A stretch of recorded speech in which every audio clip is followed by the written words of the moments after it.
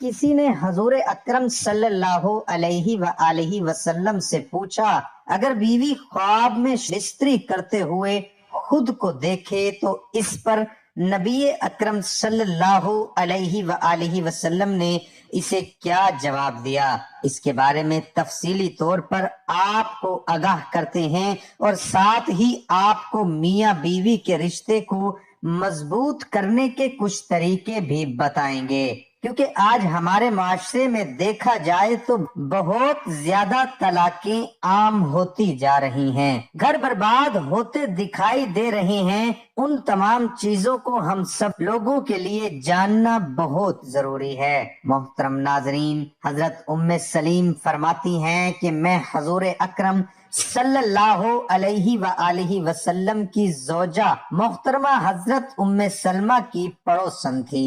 میں نے ان کے گھر میں جا کر عرض کیا کہ رسول اکرم صلی اللہ علیہ وآلہ وسلم، ذرا یہ بتائیے کہ جب عورت خواب میں یہ دیکھے کہ اس کے خاوند نے اس سے صحبت کی ہے تو کیا اسے غسل کرنا پڑتا ہے؟ یہ سن کر حضرت ام سلیم نے کہا، اے ام سلیم، تمہارے ہاتھ خاک آلود ہوں، تم نے اللہ کے رسول کے سامنے عورتوں کو رسوا کر دیا۔ میں نے عرض کیا، اللہ تعالی حق بات کرنے سے حیا نہیں کرتے۔ ہمیں جب مسئلے میں مشکل پیش آئے تو اسے نبی اکرم صلی اللہ علیہ وآلہ وسلم سے پوچھ لینا چاہیے۔ اس سے بہتر ہے کہ ہم ایسے ہی اندھیرے میں رہیں۔ پھر حضور اکرم صلی اللہ علیہ وآلہ وسلم نے فرمایا، ام سلیم، اگر تمہارے اسی کپڑوں یا جسم پر پانی نظر آئے تو غسل کرنا پڑے گا۔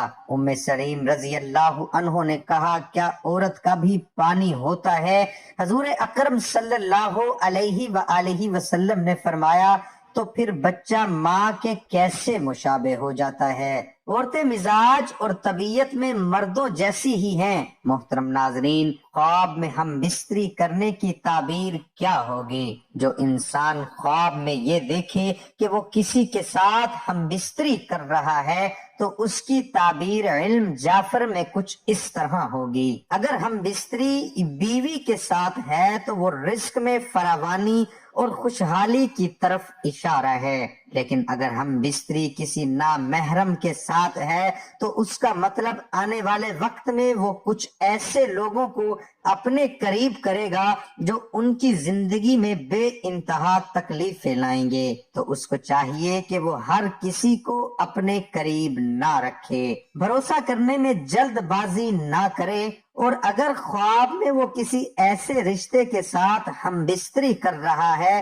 جس کی تعظیم واجب ہے، جیسا کہ ماں، دادی، نانی، تو اس کی تعبیر یہ ہوگی کہ آنے والے وقت میں یہ اپنے کچھ ایسے فیصلے کرے گا جس کی وجہ سے اس کی خود کی عزت کم ہوگی اور مالی حوالے سے بے انتہا نقصان دیکھے گا۔ تو اس کو چاہیے کہ صبح اٹھ کر گندم کا صدقہ نکالے اور دولت کے معاملے میں کسی غیر پر بھروسہ نہ کرے، اور اگر خواب میں یہ دیکھے کہ وہ کسی ہم جنس کے ساتھ ہم بستری کر رہا ہے تو اس کی تعبیر یہ ہوگی کہ وہ آنے والے وقت میں اپنے راز لوگوں کے سامنے اس طرح بیان کرے گا کہ وہی بیان کردہ راز ان کے لیے ناکامی کا سبب بنیں گے۔ اگر کوئی انسان خواب میں یہ دیکھے کہ وہ کسی بچے کے ساتھ ہم بستری کر رہا ہے تو اس کی تعبیر یہ ہوگی کہ آنے والے وقت میں یہ کم علمی اور نادانی سے فیصلے کرے گا اور جلد باز ہو کے اپنا ہی برا چاہے گا۔ یاد رہے، ہر الہامی خواب دیکھنے والے کے لیے صحیح فیصلے کی راہ ہوتی ہے۔ ناظرین، یہ مسئلہ ہم سبھی لوگوں کے لیے ایک اہمیت رکھتا ہے، اس بارے میں ہم سبھی لوگوں کو جاننا بھی ہے اور اس پر عمل بھی کرنا ہے، کیونکہ دین اسلام میں غسل کا حکم دیا گیا ہے اور صفائی کو کافی زیادہ اہمیت دی گئی ہے۔ اس بارے میں ہمیں خصوصی خیال رکھنے کی ضرورت ہے۔ خواب میں شوہر کا اپنی بیوی کے ساتھ پیش قدمی اس بات کا ثبوت ہے کہ وہ اس سے دل کی گہرائیوں سے محبت کرتا ہے اور اسے ہر وقت لاڈ پیار کرنا چاہتا ہے اور اس کی تمام ضروریات کو پورا کرنا چاہتا ہے، اور خدا بہتر جانتا ہے۔ ناظرین، اگر کوئی شادی شدہ عورت خواب میں دیکھے کہ اس کا شوہر سفر کے دوران اس کے ساتھ چھیڑ چھاڑ کر رہا ہے تو خواب اسے بتاتا ہے کہ وہ جلد واپس آئے گا، کیونکہ اسے یاد کرتا ہے۔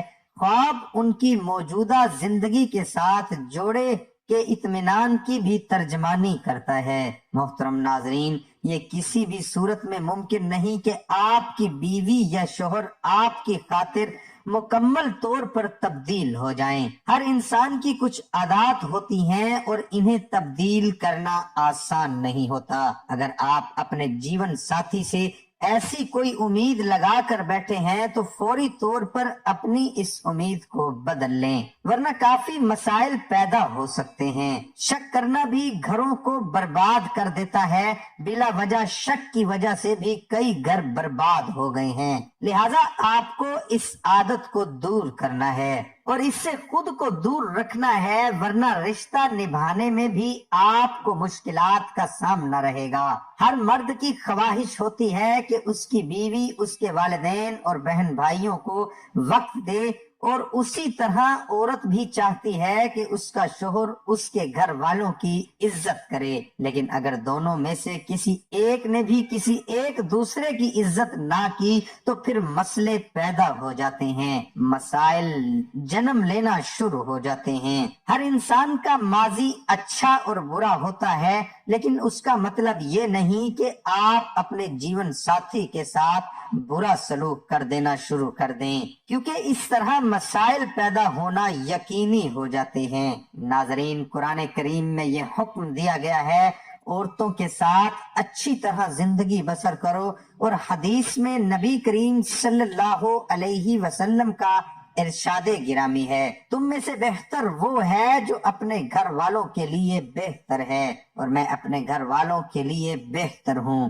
اس لیے معلوم ہوا کہ بیویوں کے ساتھ حسن سلوک اور ان کے ساتھ خوش اسلوبی سے پیش آنا قرآن و سنت کے احکامات میں شامل ہے۔ حسن سلوک اور حسن اخلاق کی اہمیت اور قیامت کے دن اعمال کے ترازو میں اس کے وزنی ہونے سے متعلق ترمذی شریف میں مندرجہ ذیل حدیث موجود ہے۔ حضرت ابو درداء رضی اللہ عنہ سے روایت ہے، رسول اللہ صلی اللہ علیہ وآلہ وسلم سے نقل فرماتے ہیں کہ آپ نے ارشاد فرمایا، قیامت کے دن مومن کی میزان عمل میں سب سے زیادہ وزنی اور بھاری چیز جو رکھی جائے گی وہ اس کے اچھے اخلاق ہوں گے۔ قیامت میں سب سے پہلے سوال کس چیز سے متعلق کیا جائے گا، اس بارے میں مختلف احادیث میں علماء کرام نے یہ تطبیق یعنی رائے دی ہے کہ حقوق اللہ میں سب سے پہلے نماز کا سوال کیا جائے گا۔ حقوق العباد میں سب سے پہلا فیصلہ خون ناحق کا کیا جائے گا، اور معاشرت کے باب میں میاں بیوی کا ایک دوسرے کے ساتھ سلوک سے متعلق سوال ہوگا۔ اللہ تعالی ہم سب کو اپنی بیویوں کے ساتھ حسن و سلوک کرنے کی توفیق عطا فرمائے، اور ہم سب کو اچھے اخلاق والا بنائے، اور ہم سب کو عمل کی توفیق عطا فرمائے۔ دعا ہے کہ اللہ تعالی میرا سنانا اور آپ کا سننا اپنی بارگاہ الہی میں قبول اور منظور فرمائے۔